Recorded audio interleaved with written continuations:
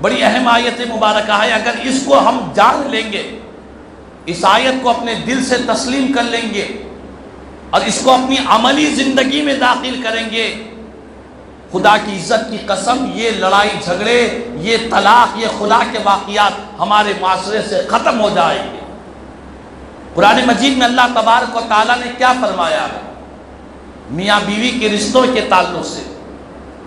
اتنا پیارے انداز میں فرمایا ہے. فرمایا خالق کا کلام، ہن لباس لکم وانتم لباس لہن. یہ قرآن کی آیت ہے، کسی انسان کی قول نہیں، یہ میرے من کی بات نہیں ہے، یہ خالق کا کلام، اللہ کا کلام قرآن کہہ رہا ہے جس پر ہمارا ایمان ہے. خالق کا کلام قرآن کہتا ہے کہ وہ بیویاں تم مردوں کے لیے لباس ہے اور تم مرد ان بیویوں کے لیے لباس ہے. یہ دونوں میاں بیوی زوجین کے درمیان میں قرآن کہتا ہے کہ دونوں ایک دوسرے کے لیے لباس ہے. آخر لباس کیوں کہا؟ لباس کہنے کی وجہ کیا ہے؟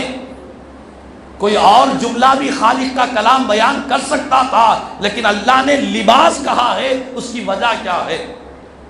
تو اس آیت کی تفسیر میں مفسرین کرام نے بیان کیا کہ اللہ نے میاں بیوی کے رشتے کو لباس اسی لیے کہا کہ یہ جو انسان کا لباس ہے اس پر غور کریں کہ لباس کا کام کیا ہوتا ہے.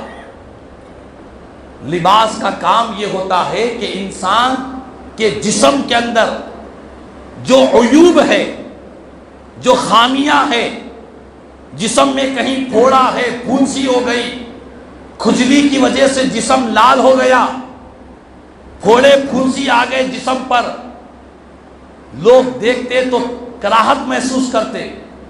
لیکن جب کوئی انسان لباس پہن لیتا ہے تو اس کے جسم کے سارے عیوب چھپ جایا کرتے ہیں، ساری خامیاں چھپ جاتے ہیں. تو اسی طرح میاں بیوی کا یہ وہ رشتہ ہے کہ دونوں ایک دوسرے کے عیوب کو چھپانے والے بنے، ایک دوسرے کی کمیوں کو چھپانے والے بنے، ایک دوسرے کی خامیوں پر پردہ ڈالنے والے بنے. لباس کا کام انسان کے جسم کے عیوب کو چھپانا ہے. اسی طرح میاں بیوی کا کام یہ ہے کہ شوہر کے اندر جو کمیاں ہے، جو نقائص ہے، جو عیوب ہے، اس پر بیوی پردہ ڈالے، اور بیوی کے اندر جو خامیاں ہیں، جو خرابیاں ہیں، جو کمیاں ہیں، اس پر شوہر پردہ ڈالے. اسی لیے قرآن کہتا ہے کہ وہ دونوں ایک دوسرے کے لیے لباس ہے، کیونکہ انسان ہے، چاہے شوہر ہو یا بیوی ہو، یہ ہر دو انسان ہی ہے. انسان کے اندر کمیاں ہوتے ہیں، ہر انسان کے اندر نقائص ہوتے ہیں. کوئی انسان یہ دعویٰ نہیں کر سکتا کہ میرے اندر کوئی عیب نہیں ہے، میرے اندر کوئی کمی نہیں ہے، میں بڑا پاک پارسا متقی پرہیزگار ہوں. یہ کسی انسان کی دعویٰ کرنے کی مجال نہیں ہے، کیونکہ الانسان مرکب من الخطأ والنسیان، انسان خطا اور نسیان دونوں سے جڑا ہوا ہے. تو میاں بیوی کے درمیان میں بھی کچھ کمیاں ہوتی ہیں.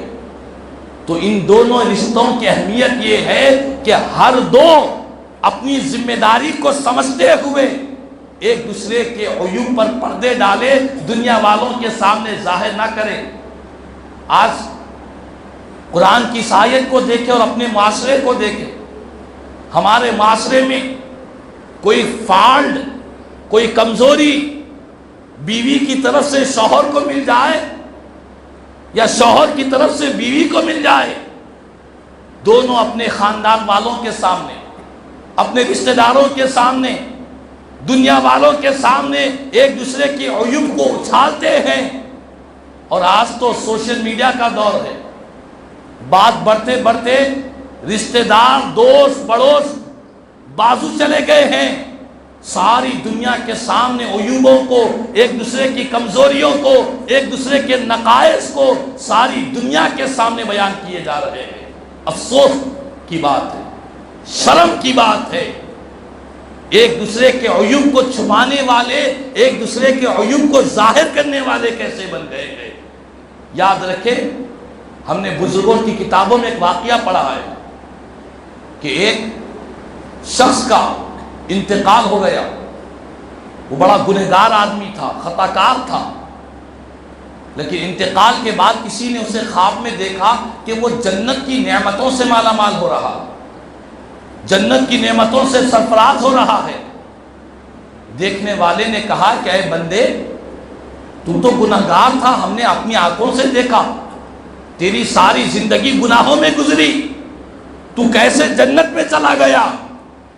تو اس شخص نے کہا کہ بات یہ ہے کہ یقیناً مجھ سے غلطیاں، کوتاہیاں، نافرمانیاں، گناہیں بہت ہوئے، لیکن ایک مرتبہ میری بیوی نے کوئی ایسی غلطی کی تھی کہ اگر میں چاہتا تو اس کی غلطی کی سزا دے سکتا، اگر میں چاہتا تو مجھے حق تھا کہ اس کی غلطی کی سزا دوں، لیکن میرے دل میں خیال آیا ہے تو یہ انسان ہے تو یہ اللہ کی بندی ہے، میں نے اللہ کی طرف دیکھ کر اس کی غلطی کو میں نے معاف کر دیا، خدا کی طرف دیکھ کر میں نے اس کے قصور کو معاف کر دیا.